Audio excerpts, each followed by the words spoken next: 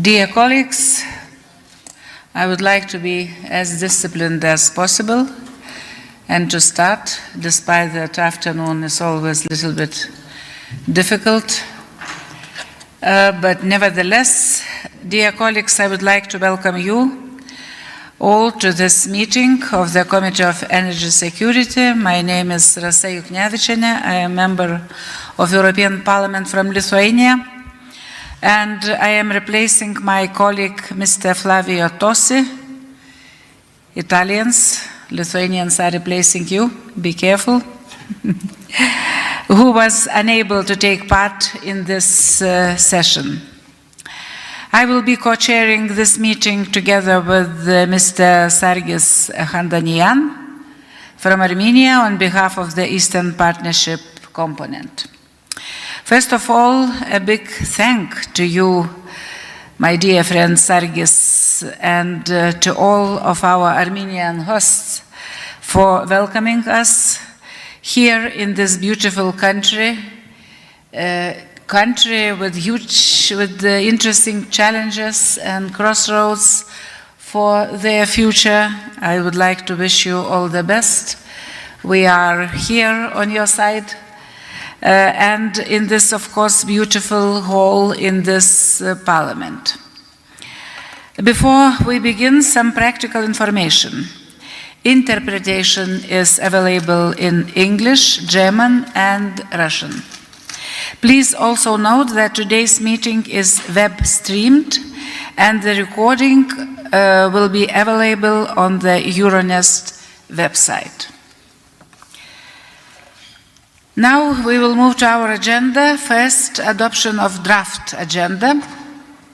You have received the draft agenda for this meeting. If there is no objection,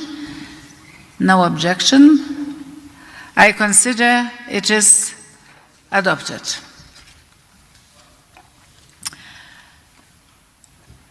Now, second point, approval of minutes of the meeting of the Committee on Energy Security held on 19th March 2024 in Brussels. The last meeting of this committee was held, as I already mentioned, last year. The draft minutes have been distributed. If there are no objections, they are considered as approved. Now, I think one of the most interesting and important parts of our committee meeting today, we will have debate, interesting debate. The title of the debate, Strengthening Energy Interconnections in the Wider Black Sea Region, Facing the Challenges of War, Hybrid Attacks, and Energy Transition. We will exchange of views in the presence of few speakers. Mr. Alexander Antoniuk, he will be or is already connected online.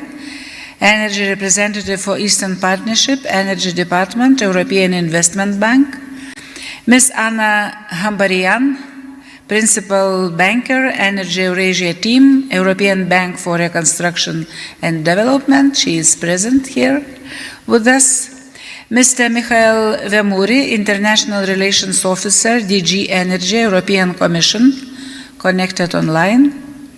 Ms. Manya Adamian, Director, Public Sector and Development, BDO Advisory, she is present. We now come to the first debate, and just few introductory remarks. Building strong interconnections between our energy grids is certainly one of the key elements to increase the resilience of our energy systems. It is the key to diversification, and it is also the key to a successful green transition, as the integration of renewables requires greater flexibility.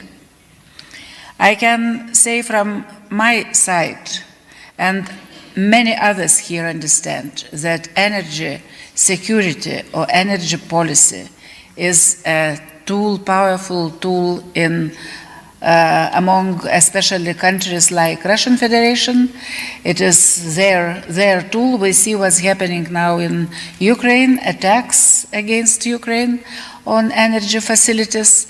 My country, our dependence before 2014 and before 2022, it was remarkable, and that was the only way to diversification of the energy resources. It's security. It's not only about energy suppliers. It's not only about economy, but it's first of all now it's about security. So the European Union has recently presented a new Black Sea strategy, which puts particular emphasis on the development of green energy links across the region. And just last week, the EU, at a ministerial meeting with partners from Eastern Europe to Central Asia, launched an ambitious cross-regional connectivity agenda initiative. One of its priority areas is to focus on improving energy links and accelerating renewable energy deployment to enhance energy security and diversification. This is the context of our discussion, our debates, and I would like to welcome 4 experts. Already I introduced them in the very beginning. So in the room with us, we have, as I already mentioned, Anna Hambarian, Principal Banker, Energy Eurasia team, representing the European Bank for Reconstruction and Development. So I think we will start from you to present your thoughts. Hello, and thank you very much for the invitation. And what we prepared for today is just an overview of the European Bank's activities for the Black Sea region. And it's an honor to speak today on behalf of European Bank for the Reconstruction and Development. The Black Sea region stands at a critical juncture, facing the triple challenge of war, hybrid threats, and the urgent need for energy transition. In this context, the European Union has emerged not only as a policy leader, but as a strategic partner in shaping a resilient, integrated, and decarbonized energy future. Countries in the Black Sea Basin must modernize their grids, diversify energy sources, and integrate renewables, often under fiscal and political constraints. And EU instruments such as the Neighbourhood Investment Platform and the Eastern Partnership Green Agenda are critical enablers of this transition. So, how the policy and partnership works between EU and EBRD? EBRD works hand in hand with the European Union to harmonize regulations, mobilize private capital, and promote transparent energy markets. EU technical assistance, policy platforms, and funding instruments which are vital to scaling up regional energy interconnections. I want to speak a bit more about EBRD and the EU strategic response throughout the region, and let me start first from the full region. EBRD is actively following the developments on various green energy corridor interconnection initiatives in the region, aiming to enhance energy security in the region as well as in Europe. Black Sea submarine cable represents an important part for some of those initiatives, and it's very challenging, both from technical and environmental considerations, without mentioning even the cost part. This high-voltage cable is expected to be implemented in phases and transmit several gigawatts of renewables electricity from the Caspian Basin to Europe. The project developers have applied for the Project of Mutual Interest status under the EU's Trans-European Networks for Energy Regulation, with the assessment currently ongoing. EBRD is closely following up with the World Bank on the outcome of the feasibility study and is waiting for the outcome of this assessment by the EU to engage with European institutions to mobilize together with us blended finance and technical support for the region. So in Georgia, EBRD has financed transmission system upgrades through loans to the Georgian state electrosystem, enabling the grid to absorb the renewable energy and prepare for cross-border trade. EBRD has also been engaged in Azerbaijan-Georgia-Romania interconnector project, a proposed LNG corridor that complements electricity interconnection efforts through the region. Now, as we are in Armenia, let me brief also the key activities of the European Bank of Reconstruction and Development in here. And I want to mention the Maastricht 1 solar power plant, which is co-financed by the EBRD, the EU, the Green Climate Fund. At 55 megawatts, it's Armenia's largest operational utility-scale solar project, which is expected to generate over 128 gigawatts hour annually and reduce CO2 emissions by more than 40,000 tons per year. Building on this success, Masdar and the Armenian government have launched a new strategic project, which is AIG-1, comprised of 200 megawatts of photovoltaic facility in Aragatsotn province. Co-developed by Masdar and the Armenian government, AIG-1 project is expected to be Armenia's largest solar installation once completed. EBRD also, during its working operational timeline, provided 175 million to electric networks of Armenia to modernize the country electricity distribution infrastructure. So, to continue, through Green Economy Financing Facility, which is supported by EU and the government of Austria, EBRD has enabled dozens of private sector projects in solar energy and energy efficiency. So, as we talk about the Black Sea region, let me also elaborate about the work EBRD is doing also in Turkey. Turkey plays a pivotal role in the regional energy flows and decarbonization. EBRD and the EU have jointly supported its clean energy transition. In the energy sector, EBRD financed more than 40 projects with close to euro 3 billion of investments. Of this, euro 1.7 billion was invested directly in renewables, helping deliver over 2 gigawatts of installed capacity in the country. Through the Turkey Sustainable Energy Financing Facility, co-financed by the EU again, EBRD has mobilized over 600 million to support SMEs in adopting green technologies. So, our call for action is to continue investing in resilience with the priorities on cybersecurity and emergency preparedness, accelerate green integration with the support of renewables and storage facilities, and then strengthen regional diplomacy, and to repeat, use energy as a tool for peace, cooperation, and shared prosperity, with the EU as a central convener and a catalyst. To close, in the face of war, hybrid threats, and climate urgency that we are all facing, energy interconnection is not just a technical challenge, it's a strategic imperative. The EBRD stands ready to partner with the EU and regional actors to build a cleaner, safer, and more connected energy future. Thank you. Thank you very much. Now I will turn into Ms. Mania Adamian, Director, Public Sector and Development, BDO Advisory, and the former Deputy Minister of Economic Development and Investments of Armenia. Floor is yours. Thank you so much. Distinguished co-chairs, honorable assembly members, dear colleagues. It is a privilege to address you today at this important meeting of the Energy Security Committee of the Euronest Parliamentary Assembly, a platform that at its best embodies the shared vision of a more interconnected, stable, and prosperous European neighborhood. Let me begin with the foundational premise. Energy security is national security. It is a strategic pillar of sovereignty, stability, and resilience. While we often hear that energy is a social commodity that should be apolitical, in reality it is the most political sector of all. It shapes alliances, defines dependencies, and determines whether nations are capable of standing on their own. For Armenia, this is not a theory, it is a lived experience. For decades, our country has been excluded from major regional infrastructure and energy projects. These exclusions have deepened Armenia's vulnerabilities and perpetuated dependence on a single supplier and transit route. As we reflect on the past, it is critical to acknowledge that while this isolation has often been justified by reference to conflict, The truth is that regional integration and cooperation are precisely the mechanisms that could have made conflict unsustainable and could have incentivized peaceful resolution. When states are economically and institutionally interlinked, the cost of conflict becomes prohibitively high, pushing them toward dialogue and compromise.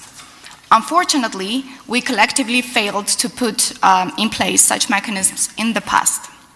Looking forward, if we are serious about building a peaceful and stable Eastern Partnership region, we must pursue inclusive regional integration where everyone is a participant and no one is left behind. In this regard, our region needs something bold, its own version of the Coal and Steel Agreement, which laid the foundations of European integration. This historic agreement was not only about two industries. It was about creating a framework where cooperation was not optional, but essential.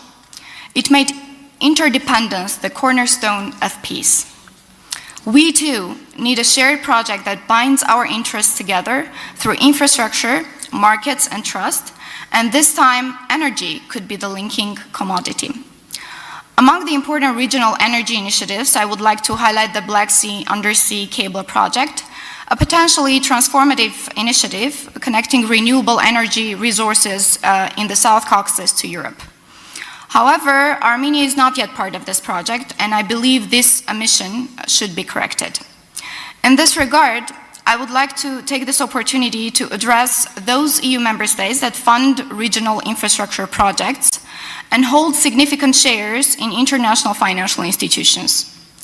You have the power to transform the EU's neighborhood into prosperous, stable, and developing region by adopting a single guiding principle when deciding which projects to support and fund. That principle is, every project must be inclusive and must leave no state behind.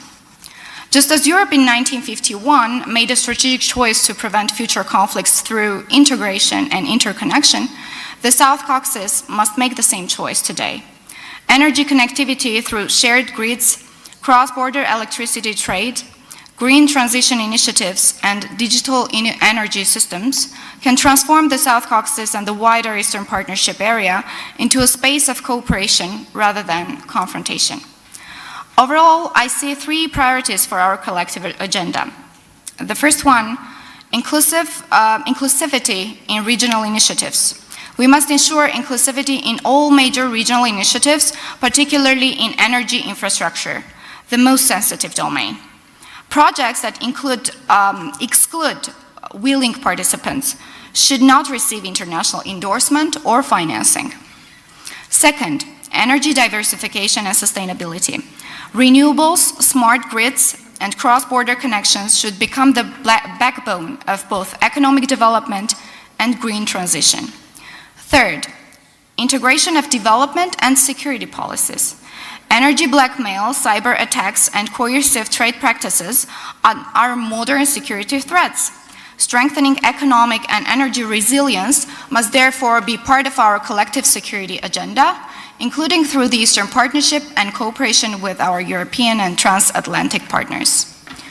Dear colleagues, when Poland and Sweden proposed the Eastern Partnership Initiative, one of its core principles was precisely this, that the European Union can only thrive in a stable, secure, and prosperous neighborhood.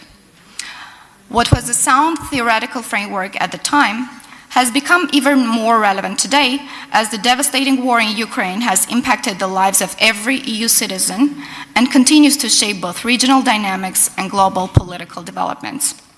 I believe that we are at a crossroads. The decisions we make today will determine whether our region remains fragmented and vulnerable, or whether it emerges as a space of shared growth and stability. Peace is never built by mere treaties signed at outstanding summits. It is a constant daily work which ensures that nations develop new practices of dealing with each other.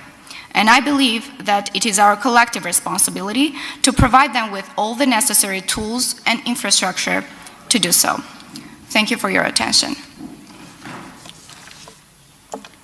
Thank you very much. And now we have two speakers online. Mr. Alexander Antoniuk, Energy Representative for Eastern Partnership, Energy Department, representing the European Investment Bank. Floor is yours.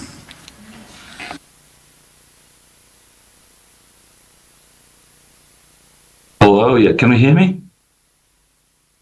Yes, we can hear you. Okay, thank you. Yeah.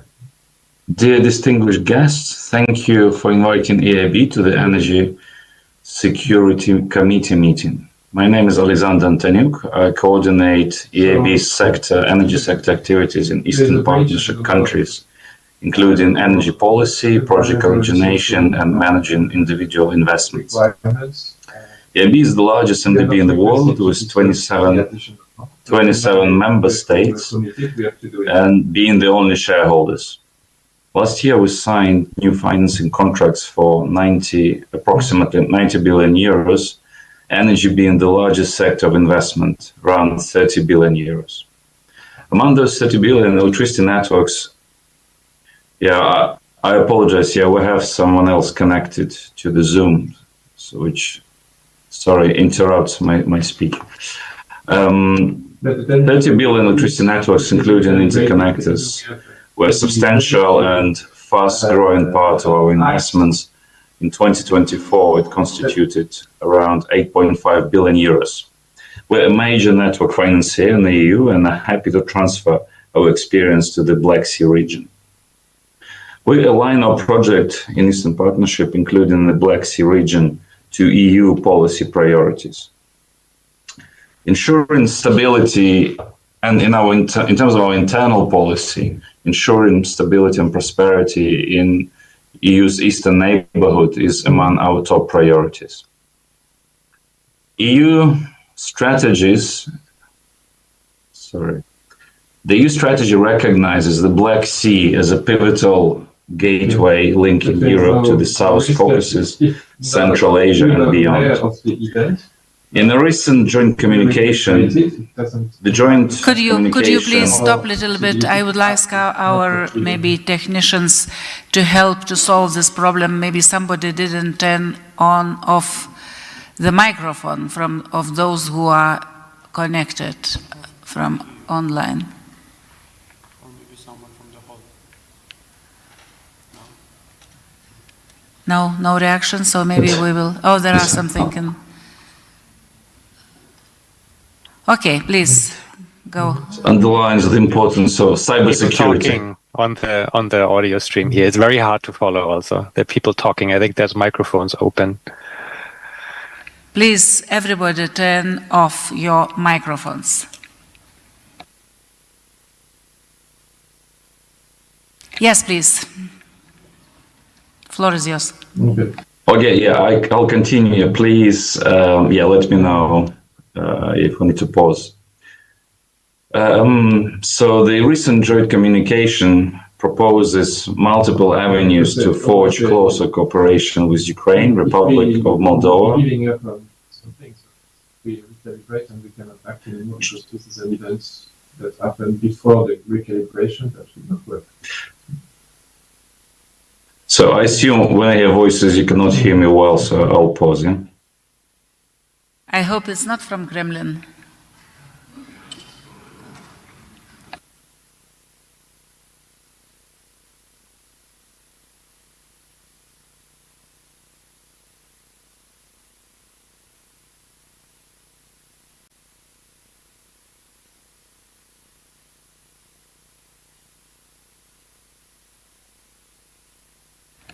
Let's try again.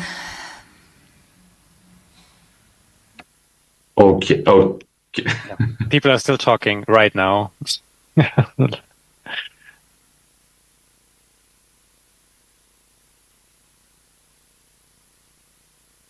Talking now, so it's impossible. Yeah, actually, it doesn't sound like a microphone. Sounds like someone's connected externally or something.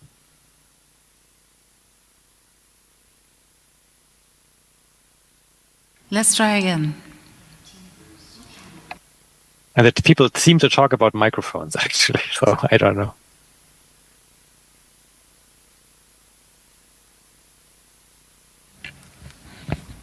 So please continue.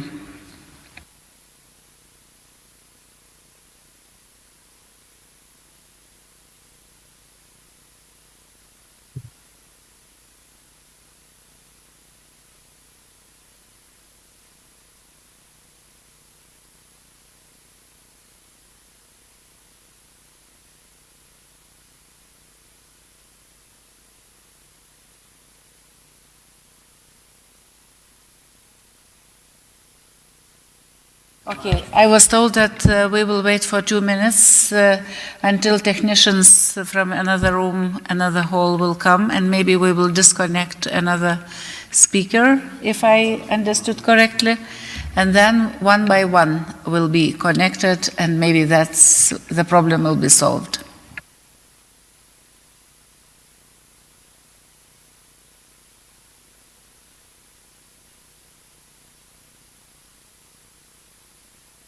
So I apologize, I didn't hear it. So what are we doing now? We're stopping a bit. Let's try. Let's try. Okay, so let's continue. All right.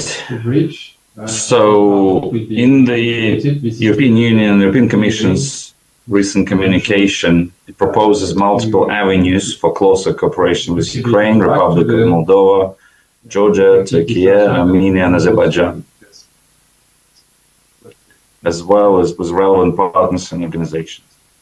One of the key avenues to forge closer cooperation is targeted investments in transport, energy, and digital infrastructure to increase connectivity and trade. To increase the desired impact, there are flagship initiatives. For our energy security event, I will highlight three. I'll highlight three which are related to energy security. So the first is called energy. It's okay on our side. We can hear you very well. You can hear me? Yes, we can hear you without any problem. Okay, so I continue. Yeah, don't hesitate to stop me. Yeah, if you don't hear me. So the first flagship initiative I'll highlight is energy market integration, which is for enabling more energy trading across borders, facilitate the rollout of renewable generation capacity, and to increase access to affordable energy in household, which ultimately enhances energy security. The second flagship initiative is energy efficiency and decarbonization, which aims to promote energy efficiency measures to reduce energy consumption and greenhouse gas emissions. The electricity interconnectors in the region are expected to increase generation and consumption of renewables. Third is infrastructure development, to improve connectivity by developing transport, energy, and digital infrastructure aligned with trans-European networks, linking Europe, Asia, and the Mediterranean. Now, zooming in on energy security a bit more, in the wider Black Sea region, we have been financing multiple projects for increasing interconnectivity. Maybe going back a bit chronologically, before EIB stopped financing fossil fuels in line with the Paris agreements, we helped the region with the security of gas supplies by financing several interconnecting projects, the biggest being the mega project Southern Gas Corridor, which opened a whole new route and source of energy imports to the EU. We also financed gas interconnectors between Moldova, the interconnector between Moldova and Romania, resolving Moldova's dependence on single supply route. In the electricity sector, we invested in the Turkey-Georgia interconnection, and currently we're financing Southern Caucasus transmission infrastructure, linking Armenia and Georgia, and ultimately connecting the Southern Caucasus region with NSOE via Turkey. Okay, I'll stop here, and thank you. I'll be happy to answer any questions. Yes, thank you very much, and sorry for those some kind of voice problems, but thank you for your presentation. Now, Mr. Mikhail Vamuri, International Relations Officer, representing Directorate General for Energy of the European Commission. Very good afternoon. Yeah, just a technical remark again. The voices are still once in a while there. I might have to remove my headphones once in a while, so I'm not too disturbed by it, but I'll try to make it work. Honorable co-chairs, honorable members of the... Oh, now the voices are back there. Honorable members of the Euronest Parliamentary Assembly's Committee on Energy Security, Thank you for the opportunity to speak before your committee today. I am pleased to represent the European Commission in the discussion. At a time when energy is both a cornerstone of our prosperity and a dimension of our collective security, the partnership between the EU and the countries of the Eastern Partnership is more vital than ever. Interconnections, physical, regulatory, and digital, lie at the heart of this relationship. They are the links through which we can build a truly integrated energy market, one that strengthens resilience, accelerates the clean energy transition, and ensures that no partner is left isolated or vulnerable. Today, I want to briefly talk about energy connectivity in the larger Black Sea region. I want to touch upon, first of all, the EU Black Sea strategy as our strategic vision, the practical process of identifying and funding of priority infrastructure projects, and lastly, provide a few examples of important energy regional connectivity projects in the electricity sector. The Black Sea region stands at a crossroads of Europe's energy future, linking the EU with the Southern Caucasus, Central Asia, and the Eastern Mediterranean. And the EU Black Sea strategy, adopted in May of this year, recognizes this unique role and places energy connectivity at its core. The strategy is built on three main pillars, the first of which is security enhancement, where there's also a clear link with the energy sector, fostering sustainable growth and prosperity, which includes connectivity, and promoting environmental protection and climate resilience in the region. One of the key flagships under this Black Sea strategy is the so-called connectivity agenda. Under this agenda, the aim is to boost prosperity and economic growth in the Black Sea region by establishing robust trade, transport, energy, and digital links. The energy component of this connectivity agenda emphasizes strategic investments in energy interconnectors that will facilitate bilateral and regional energy trading across the region and advance market integration. This will enable more efficient electricity trade within and between countries of the region. These links are essential to integrate a growing share of renewable energy, balancing supply and demand across borders, and making power markets more competitive. I now want to talk about the EU support to connectivity infrastructure initiatives. When it comes to financial support, we need to look at basically three distinct cases. First of all, projects that are directly linked with the European grid system. Second, projects between non-EU energy community members. And thirdly, projects outside the energy community. For the first case, we have a system of identifying priority infrastructure projects for the EU, including a framework for projects involving neighboring countries. Under the Trans-European Energy Networks Regulation, the Commission is carrying out the selection of projects of common and projects of mutual interest, the so-called PCI and PMI projects. While the projects of common interest involve 2 EU member states, the PMIs involve a member state and an EU neighboring country. The PCIs and PMIs automatically benefit from many advantages, including accelerated permit granting, improved regulatory treatment, and if needed, they are also eligible to apply for EU financial support, notably under the Connecting Europe Facility for Energy. The adoption of the second PCI-PMI list is expected by the end of November of 2025, so very soon, with several new projects from the region to be included. Once ready, the list will be published on the European Commission website. For the second case, where projects do not directly involve EU member states, there is the Energy Community Framework, which among others covers Georgia, Moldova, and Ukraine. The Energy Community Secretariat is carrying out a selection process of projects of energy community interest, PECI, and the PECI label signifies the project's strategic importance and enhances eligibility of projects for EU financial support through instruments such as the Neighborhood Development and International Cooperation Instrument, NDICI, EFSD Plus, or the European Fund for Sustainable Development, and the Ukraine Facility, and others.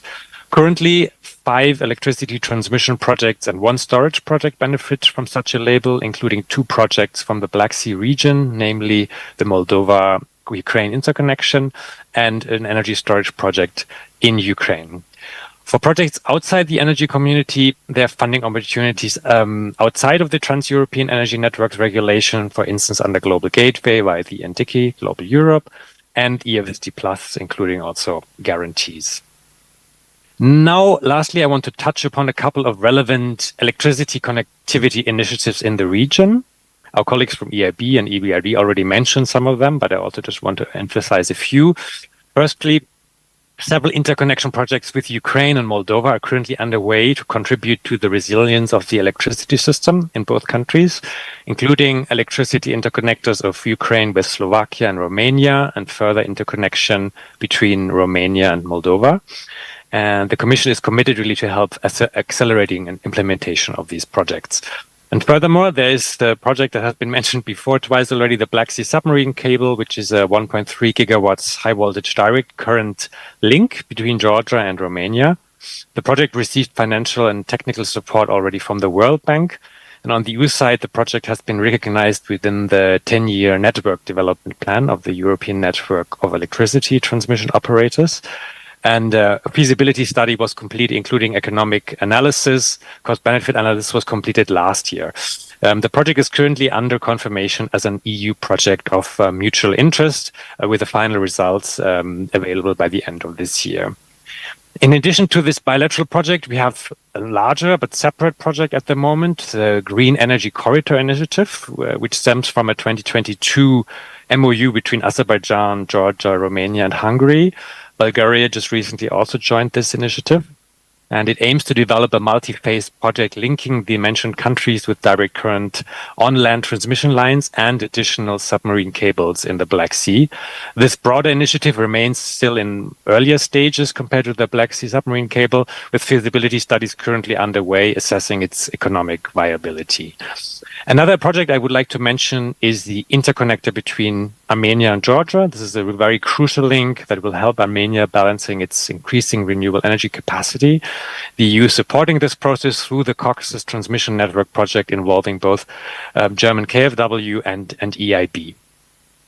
This brings me to the end of my intervention. I hope this overview on energy connectivity initiatives was useful. As we advance our efforts in energy connectivity with countries of the Eastern Partnership, the European Commission is committed to working closely with all of you to strengthen our mutual energy security and energy market competitiveness.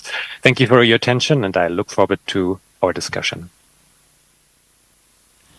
Thank you very much. All our speakers will be, I think, glad to answer your questions if we will have them. And now I would like to give the floor to members for debate on this very important topic, energy.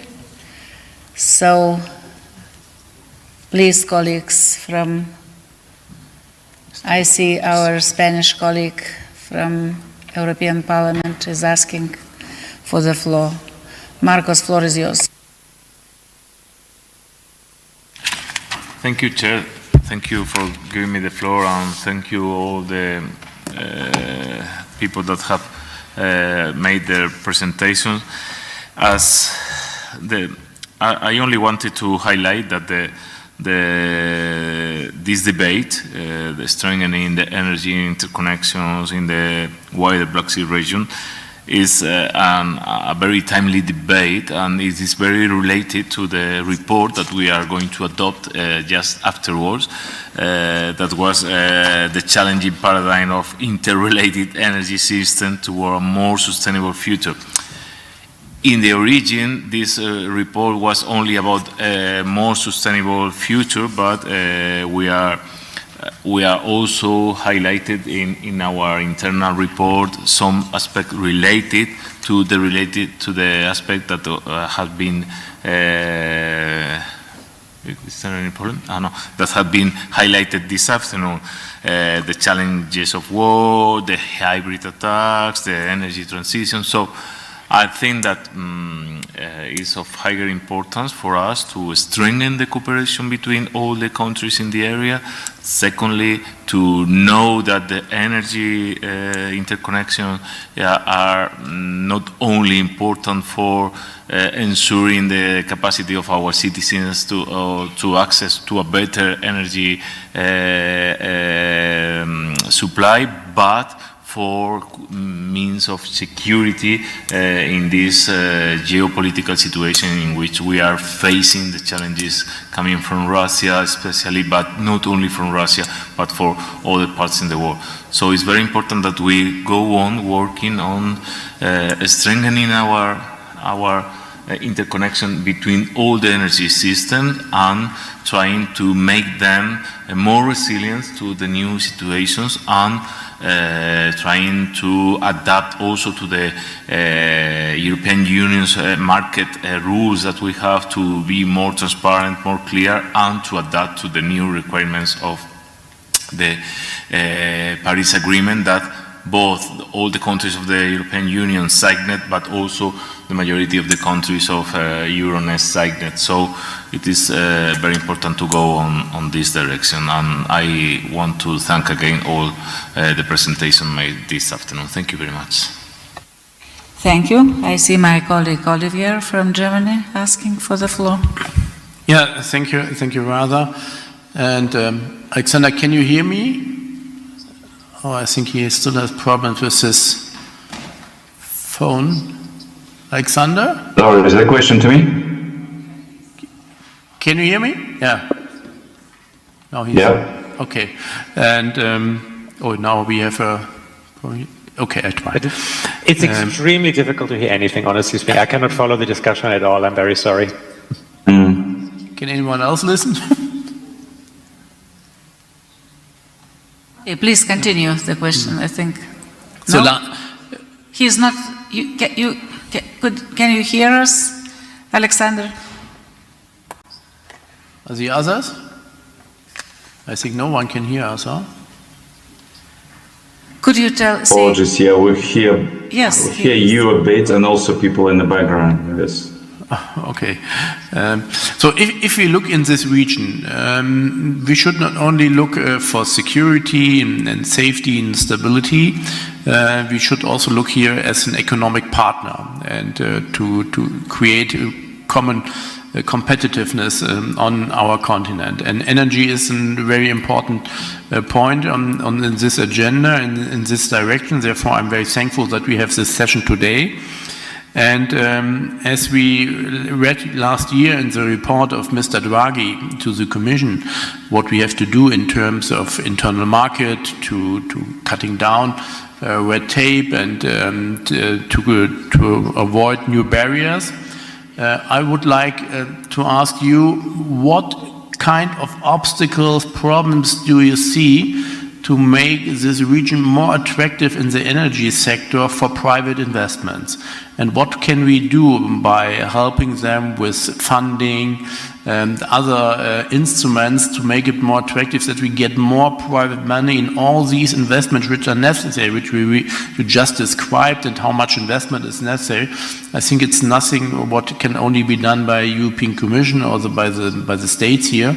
We urgently need also money from the private sector, and maybe you can enlarge a little bit on this.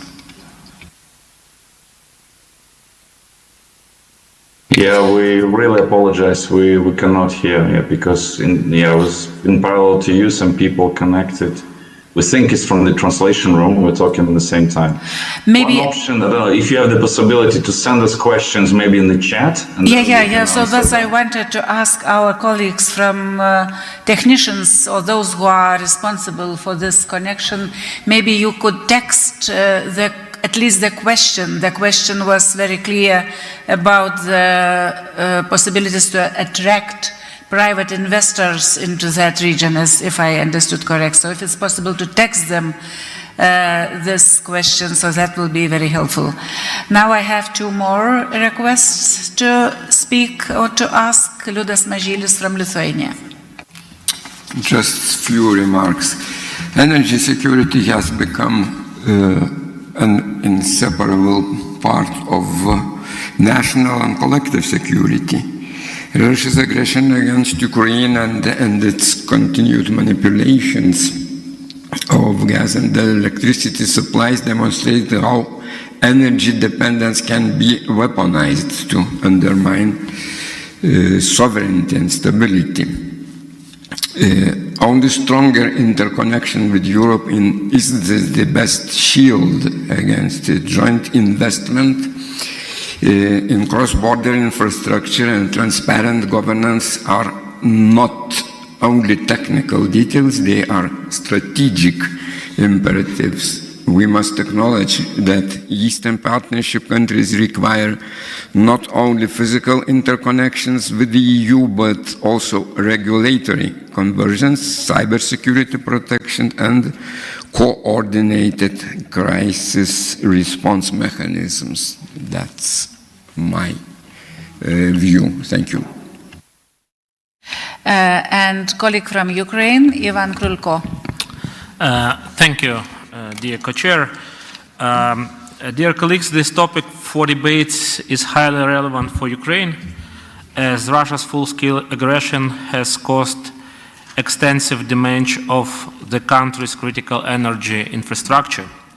Rocket strikes, bombings, and other attacks have severely damaged power plants, combined heat and power stations, and electricity generation systems, and destroyed parts of gas storage facilities and key elements of the gas transportation system.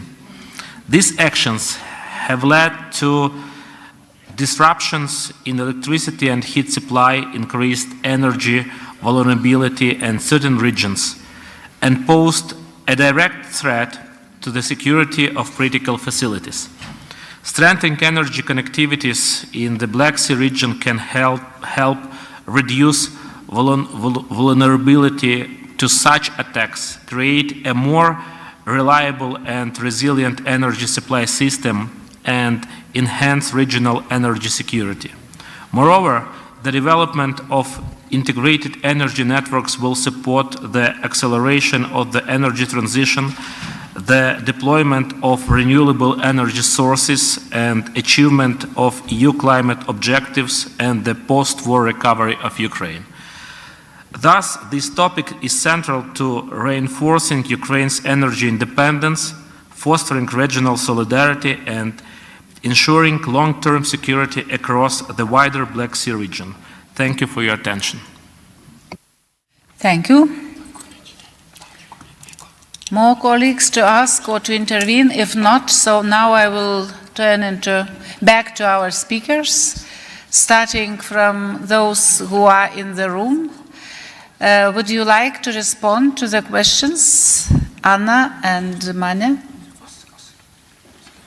First you, and then we will ask our colleagues online. Thank you. And yes, probably as a private investor working in the region and in Armenia, to respond to this question, like how we can improve the environment, at least for Armenia, I can see that to enhance more investments to the country, we would like to see more interconnections in the region. If we have more interconnection for the energy, then there will be need for more renewable capacity for the country, and this will enhance the need for investments in the energy sector. So this one highlight from my side. Ms. Mane. Maybe just a short remark on my behalf as well regarding the private sector engagement. I completely agree with the colleague that these are transformations that cannot be cannot happen without the private sector engagement. And I think both EBRD and EIB have quite extensive financial tools for the private sector to get engaged. I think in this regard, also the governments of the countries have a lot to do to further encourage private sector engagement, and without that, I believe that it will be very complex to achieve the milestones that we have in front of us. Thank you. Thank you. And colleagues online, would you like to say some final remarks? I unfortunately did not understand a single able. word of what was discussed, or the question I did not understand at all. Sorry sorry for that. Okay. Okay, then, so thank you very much, all our speakers. Unfortunately, not everything went smoothly, but nevertheless, thank you for your time. Thank you for your interventions. I think at least we will have, it was recorded, and we will have this later for those who would like to know more and to elaborate more on your interventions. And ourselves, it will be a very good platform for the future work in that committee and the Euronest as a whole. Thank you very much. And now I would like to thank and also I would like to pass the floor to my colleague Handanian, who will be chairing the rest of the meeting. Thank you everybody for your attention. Thank you very much, Madam Co-Chair, dear Rasa. Thank you very much for your presence and very nice words. Dear committee members, I would like to welcome you all in Armenia. I think Euronest is remaining a very important platform for discussions between the Eastern partners and the European Union, European Parliament. And especially the energy sector is one of the most important topics that we have common interests. Now we are moving forward to the agenda item 4, which is the short presentation and vote on the committee report. Let me recall that we have already voted on the amendments electronically, so we will only vote on the final text as amended.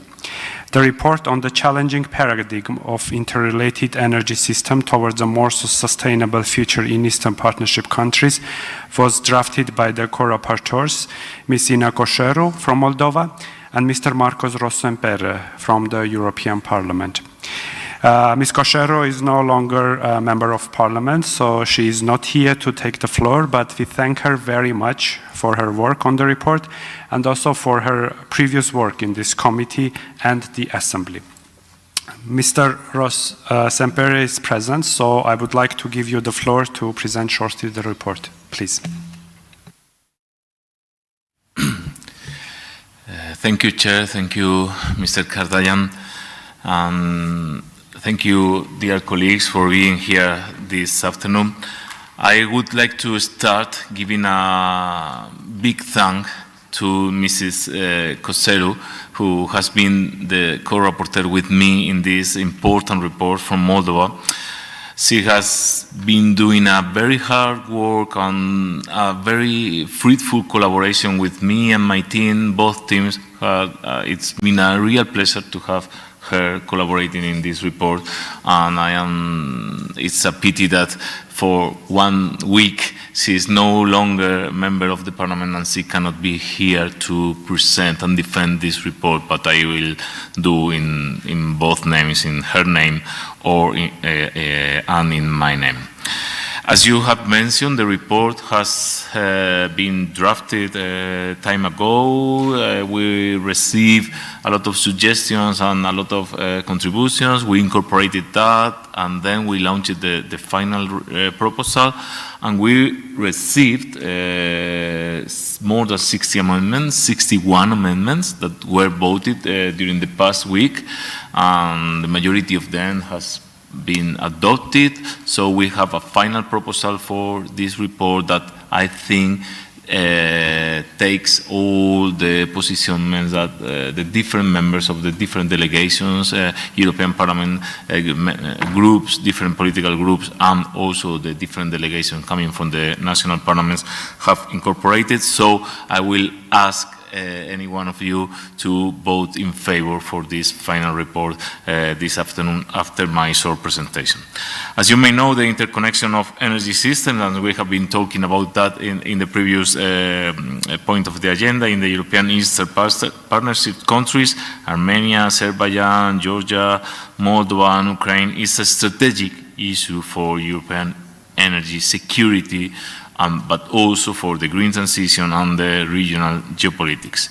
The energy interrelationship between the Eastern Partnership countries is marked by a process of realignment towards the European Union, both physically, we are talking about the infrastructure, and normatively, we are talking about the acquis communautaire, with the aim of strengthening the energy security, reducing the dependence on Russia, and moving towards a green transition. These are the three main objectives of this interrelationship of the energy networks.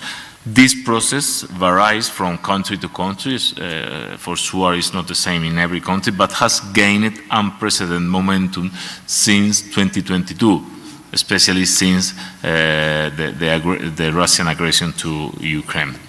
Since we started to draft this report, we aim to contribute in the right direction, meaning towards a strengthened alignment of the infrastructure of these countries with the European Union.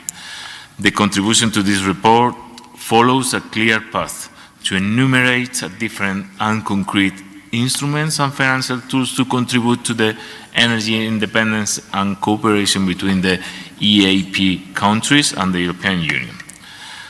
In first place, this report is calling for enlarged specific investments under the NDICI Global Europe in support of the energy sector, focusing on renewable energy and efficiency, but also reminds the strategic importance of the investment under the Interreg Next cross-border cooperation, or how macro-financial assistance can contribute to the stabilization of public finances, enabling EAP governments to implement structural reforms in the energy sector.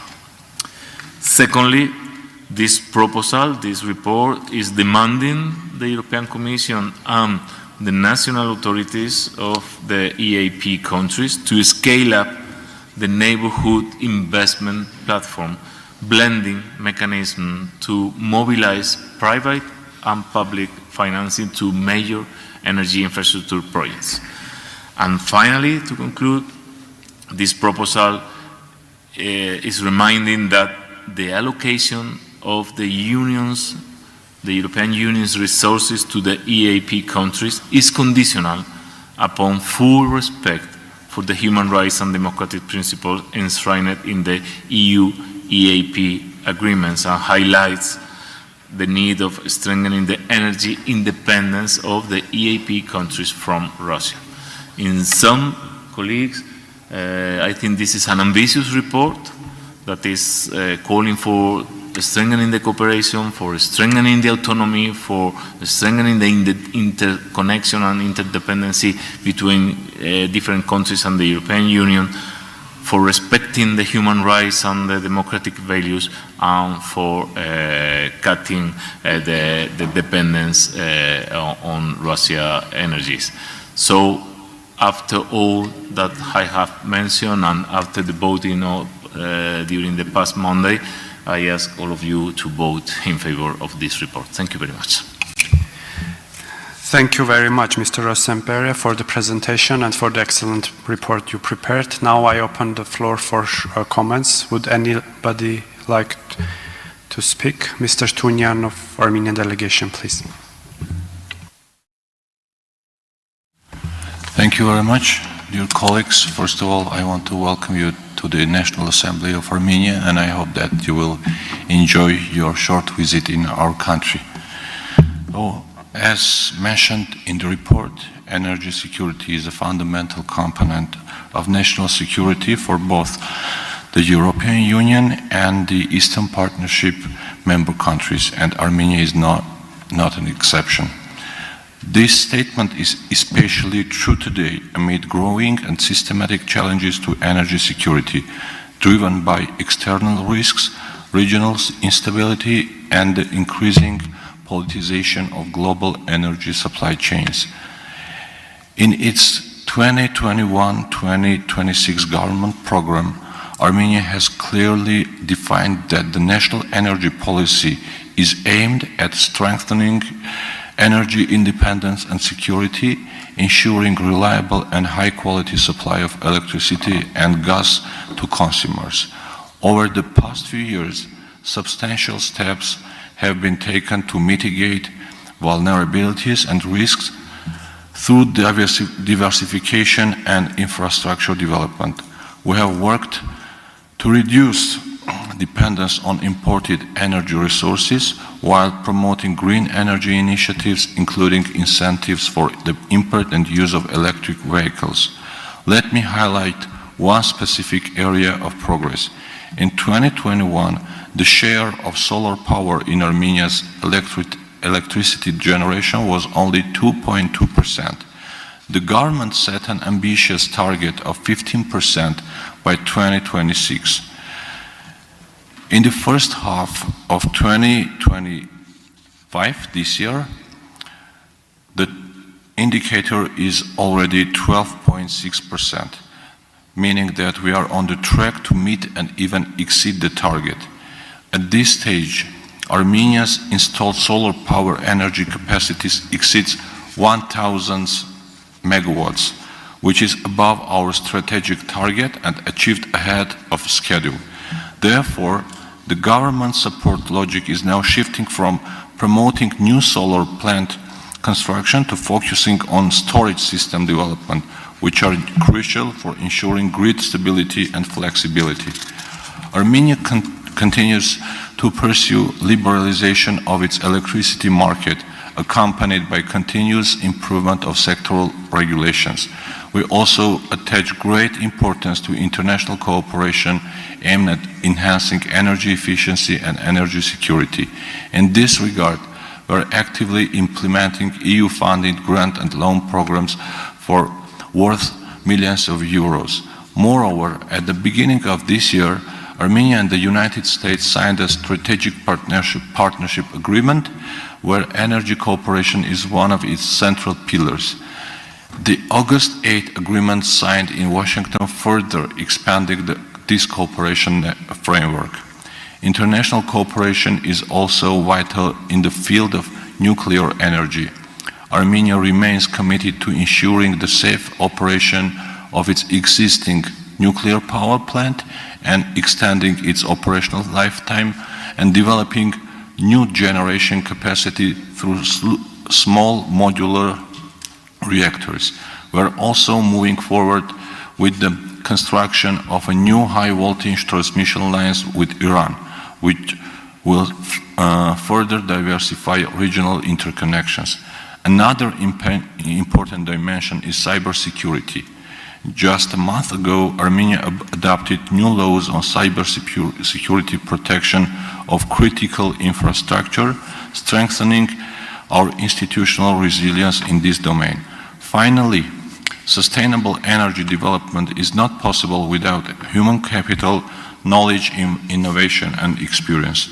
We are therefore investing in capacity building, research cooperation, and educational initiatives in the energy field. In conclusion, Armenia views energy security not merely as a technical challenge, but as a strategic and political priority, one that requires close regional cooperation and shared responsibility among all our partners. Thank you. Thank you. Would anybody else like to take the floor? No? Would you like to say something? No, only a very brief comment to thank colleague Tunyan from Armenian Assembly and Congress for having achieved in 2025 this 12.5% of renewable energy that could exceed the initial objective market for 2026. So I think that we all think that this is the path to set goals and to try to arrive to these goals or even to exceed these goals. This is a path that we all have to go on. Thank you very much. Thank you, and I see that Mr. Melnik from Ukrainian delegation wants to take the floor, please. Good afternoon, dear colleagues. Would like to share a brief remark regarding this report. First of all, we sincerely thank the COSOS for their in-depth analysis of the pressing energy challenges and for proposing constructive solutions to address potential future crises. Your work is highly appreciated. Secondly, we would like to express our gratitude to all members from the various delegations for supporting the proposals put forward by the Ukrainian delegation. Your support has strengthened an already excellent report and demonstrates the spirit of collaboration within our Assembly. Thank you all very much for your attention and continued partnership. Thank you. Thank you very much. And Mr. Ariev from Ukrainian delegation, please. Thank you very much for the report. It's really very interesting and comprehensive. I would like to stress the current situation in Ukraine with energy is critical. And I would like to share with you some information what's going on, especially in the capital of Ukraine, in Kyiv, and the expert says that every next Russian shelling, every next Russian strike could be fatal for all infrastructure of the capital of Kyiv. It touches upon not only energy power plants that were demolished in the last days, but also the drain system and the water supply. And the heating, as prognosed in the next months, will be very low, and as well as more than 40% of Ukrainian gas pumping system were also destroyed. The temperature in, for instance, in Kyiv, apartments for private apartments will not be higher than 10 degrees in the winter, maybe low. So I think in this, I would like to turn your attention to the possible humanitarian problems in this winter in Kyiv and other cities, especially on the east of Ukraine that were close to the front line. I think in this case, any kind of energy cooperation with the Russian Federation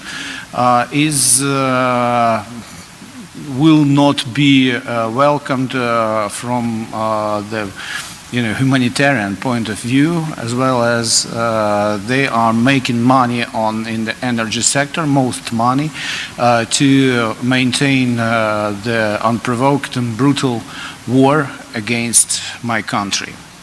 At the same time, I would like to draw your attention to this situation in Georgia, and as well as new built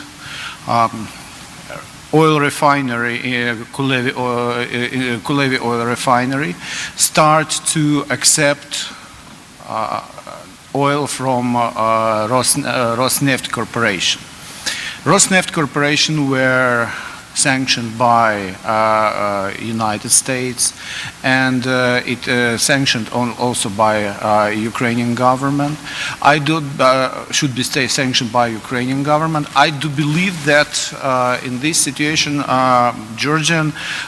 current Georgian government that support this project to accept the crude oil from Siberia to Georgian Kulevi oil refinery is a sort of collateral support to Russian Federation, and I do believe that it will not be accepted, and I hope in this case I want to present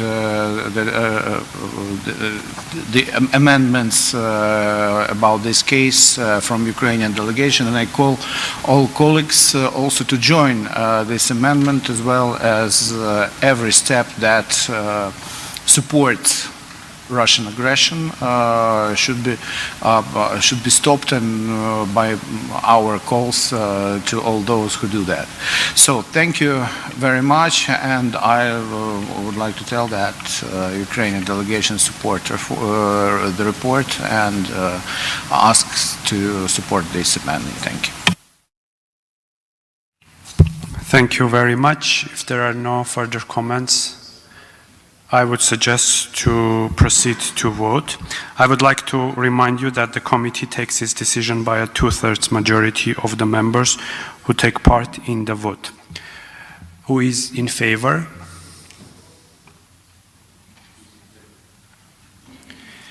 Anyone against?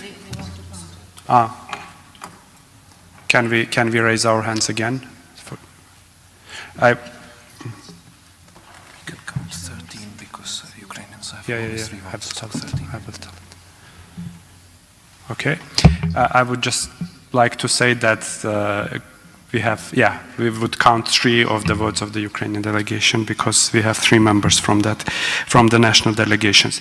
So with the strong majority and consensus, then the report is adopted. The report will now be submitted to a vote in the plenary. Please note that the deadline for amendments at the plenary is tomorrow morning at 10 a.m. Yerevan time. Thank you very much. Now we move on to agenda item 5, selection of the topic for the next report of the committee. We we have 3 proposals that have been submitted to the Secretariat in response to the call for proposals and have been distributed to you ahead of this meeting. Let me read them. First, development of energy corridors between the EU and Eastern Partnership countries, restoration and diversification, proposed by the Ukrainian delegation. Second, building a pan-European hydrogen market corridors with the Eastern Partnership, proposed by Andrea Weschler from European Parliament. And the third, increasing the efficiency of energy flows within and through the Eastern Partnership region as a key investment into regional and European security and prosperity, proposed by Mr. Dan Barna from the European Parliament. I would now like to open the discussions on these proposals. I think, Mr.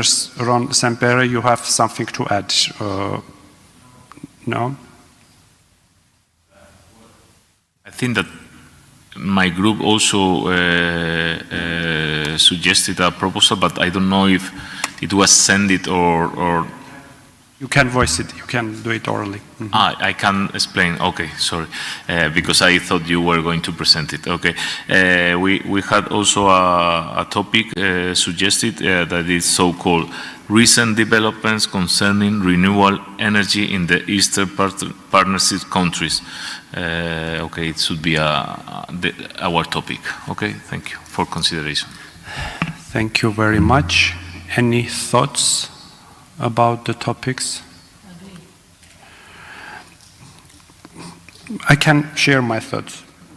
I think the topic and the title suggested by Mr. Dan Barna is kind of a compromise for all 4 topics. Maybe we can have in the report special accent on hydrogen market and on renewable energy. But it's all about the flows between the Eastern Partnership and the European Union and the security of the energy market. So my proposal would be to combine these topics, and the closest title that we have for this, I think, the third one, by Mr. Dan Barna. For us, it could be okay, but if it is mentioned hydrogen and renewable energy, okay? Not only hydrogen. Can we add? I think that you propose. Can we have a special stress on hydrogen and renewable energy?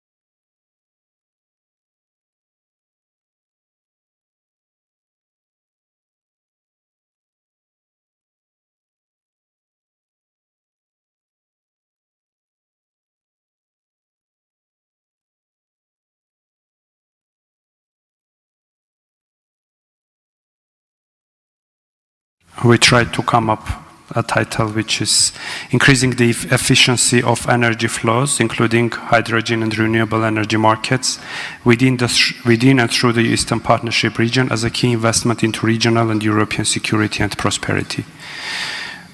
Is there any objections having this as a topic?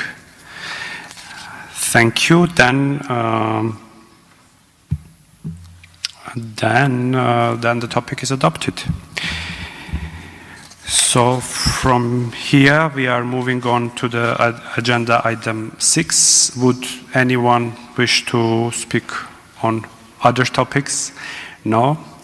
If there are no issues, let me thank all the participants of the committee meeting and speakers for their contribution. And thank you very much. We'll meet tomorrow in the morning for the plenary. Thank you.